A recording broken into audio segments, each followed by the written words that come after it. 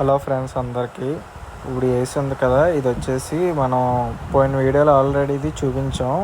ఇది blower cut ఇరిగిపోతే ఇది మొత్తం అంతా కూడా మార్చి మొత్తం కట్ చేసాం అనమాట. ఇప్పుడు ఇన్స్టాలేషన్ చేసాం ఈ ఏసీని మనం. ఇప్పుడు మనోడు మొత్తం చేస్తున్నాడు, వైరింగ్ కట్టేస్తున్నాడు. మొత్తం అన్నీ అయిపోయి పైప్ టైట్లు కట్ అన్నీ వేస్తాం అనమాట. ఏసీ అయితే మొత్తం రన్నింగ్ పెట్టాం. ఇదైతే వీళ్ళ ఇంట్లో ఇంకొక ఏసీ ఉంది, ఆ ఏసీ కూడా ఫిట్ చేయాలి. మొత్తం 2 ఏసీలు అనమాట. ఇదిగోండి, ఇది రెండో ఏసీ.